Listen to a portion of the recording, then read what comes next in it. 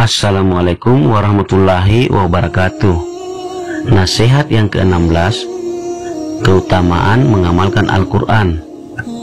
Di madrasah Syekh Abdul Qadir Al-Jailani rahimakumullah memberikan nasihatnya pada hari Selasa sore 11 Zulqa'dah 545 Hijriah. Hasan Al-Basri rahimakumullah berkata, hinakanlah dunia, demi Allah dunia itu tidak baik kecuali setelah dihinakan. Wahai gulam, Al-Quran akan menempatkanmu di hadapannya jika engkau mengamalkannya. Demikian pula halnya jika engkau mengamalkan sunnah, maka ia akan menempatkan dirimu di depan Nabi Sallallahu Alaihi Wasallam. Al-Quran dan As-Sunnah senantiasa memandang hati para wali. Keduanya akan membersihkan dan menghiasi mereka, sehingga dengan keduanya dia akan membukakan pintu kedekatan bagi mereka. Keduanya adalah duta antara hati nurani dengan Tuhannya. Sudah seharusnya setiap orang yang dapat melangkah maju kepadanya selangkah semakin bergembira. Ia juga harus semakin bersyukur dan semakin menaatinya. Benar-benar merupakan sebuah kegilaan jika kegembiraan itu disebabkan oleh perkara-perkara selain itu. Jika orang jahil bergembira mendapatkan dunia, orang alim justru bersedih jika mendapatkannya. Orang jahil adalah orang yang membantah takdir, sedangkan orang alim adalah orang yang menyetujuinya. Agar engkau tidak binasa, wahai orang miskin, janganlah engkau mengolok-olok takdir. Engkau harus rela dengan perbuatan Allah Subhanahu wa Ta'ala. Oleh karena itu, keluarkanlah makhluk dari hatimu.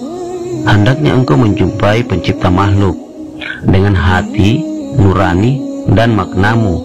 Jumpailah dia. Kerjakanlah terus jika engkau selalu mengikuti Allah dan Rasulnya dan orang-orang saleh serta berkhidmat kepadanya. Ketahuilah bahwa orang yang demikian itu lebih baik bagimu di dunia maupun di akhirat. Engkau tidak memiliki apa-apa meskipun engkau mempunyai dunia seisinya, tetapi hatimu tidak seperti hati mereka.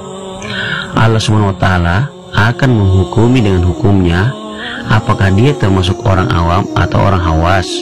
Kepada setiap orang yang hatinya telah sesuai untuk Allah Subhanahu wa Ta'ala, tetapi di hatinya masih ada dunia atau akhirat, sadarlah akan kemampuan dirimu. Tidak ada artinya dirimu jika dibandingkan dengan mereka. Sadarilah bahwa selama ini cita-citamu hanya untuk makan, minum, kawin, dan mengumpulkan dunia. Engkau giat bekerja mencari dunia, tetapi malas bekerja mencari akhirat. Jika demikian halnya, sesungguhnya engkau hanya menyediakan badanmu untuk disantap ulat. Nabi Shallallahu Alaihi Wasallam mengingatkan dalam sebuah hadis, sesungguhnya Allah Subhanahu wa Ta'ala mempunyai malaikat yang memanggil setiap hari, pagi dan sore. Wahai anak Adam, silahkan kamu mendekat kepada kematian, membangun untuk kehancuran, dan mengumpulkan untuk para musuh. Dalam setiap perbuatannya, seorang mukmin mempunyai niat yang baik, meskipun tampaknya ia bekerja di dunia untuk dunia, tetapi pada hakikatnya ia membangun dunia untuk akhirat. Seorang mukmin adalah orang yang mendirikan masjid, madrasah, dan membangun jalan. Di samping itu, ia juga membangun untuk keluarga, para janda, dan yatim piatu. Dan ia akan dibuatkan bangunan di akhirat sebagai gantinya. Jadi, semuanya yang ia bangun itu bukan untuk menuruti keinginan dan hawa nafsunya. Jika dalam setiap keadaan seseorang manusia selalu bersama Allah Subhanahu wa Ta'ala, maka ada dan tiadanya selalu dengan Allah Subhanahu wa Ta'ala. Orang seperti itu hatinya menjumpai para nabi dan para rasul. Dengan penuh iman dan yakin, ia menerima apa yang dibawa para nabi dan para rasul tersebut, sehingga di dunia maupun di akhirat ia akan berjumpa dengan mereka. Orang yang hidup adalah orang yang senantiasa berzikir kepada Allah Subhanahu wa Ta'ala. Ia adalah orang yang berpindah dari sesuatu hanya dalam keadaan sekejap saja. Meskipun lidahnya tidak bergerak, ia senantiasa berzikir kepada Allah Subhanahu wa Ta'ala dengan hatinya.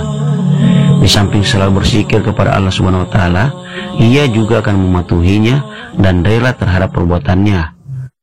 Jika datang kemarau, lalu kita tidak setuju pada Al-Haq Azza wa Jalla, berarti kita telah mengkufurinya. Jika datang musim penghujan, lalu kita tidak setuju kepadanya, berarti kita menolak ketentuannya. Jika kita menyetujui datangnya dua musim tersebut, yang demikian itu akan menghilangkan sakit yang diakibatkan oleh keduanya. Demikian pula halnya jika kita rela menerima bala. Hal itu akan menghilangkan kesedihan, kesempitan, dan kecemuan yang diakibatkan oleh bala tersebut. Keadaan para wali itu sangat menakjubkan. Betapa tidak, apa saja yang menimpa mereka, semua itu mereka anggap sebagai kebaikan. Dengan kemarifatannya, Allah Subhanahu wa taala telah menemukan mereka, lalu menidurkan mereka di kamar kelembutannya. Allah Subhanahu wa taala juga menghibur mereka dengan mengaruniakan perasaan damai bersamanya. Kedudukan ini tentu saja sangat indah bagi mereka. Segala sesuatu selain Dia akan gaib ketika bersamanya. Jika kehebatan telah menguasai mereka, mereka pun selalu mati di hadapannya. Jika Dia berkehendak, mereka akan dihidupkan, dibangunkan, atau dijalankan olehnya.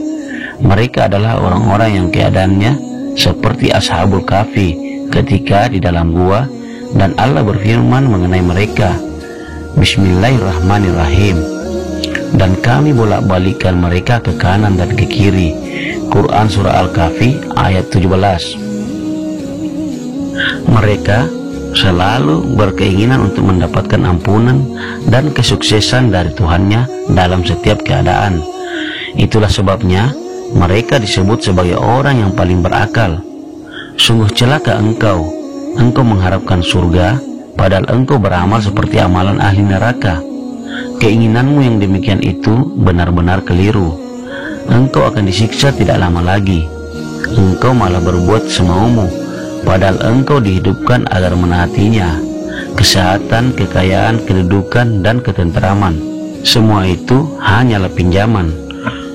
Oleh karena itu, jangan sampai engkau menggunakan semuanya itu dengan semaumu. Engkau akan ditanya mengenai semuanya yang telah engkau lakukan.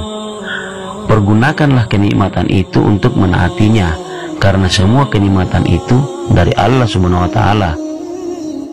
Apa saja yang engkau senangi itu merupakan perkara-perkara yang melalaikan. Para ahli sufi itu hanya menginginkan keselamatan bersama Al-Haq Azza wa Jalla di dunia dan akhirat, bukan menginginkannya yang lain. Di antara mereka ada yang berkata, ikutilah Al-Haq pada makhluk, jangan kamu ikuti makhluk pada Al-Haq.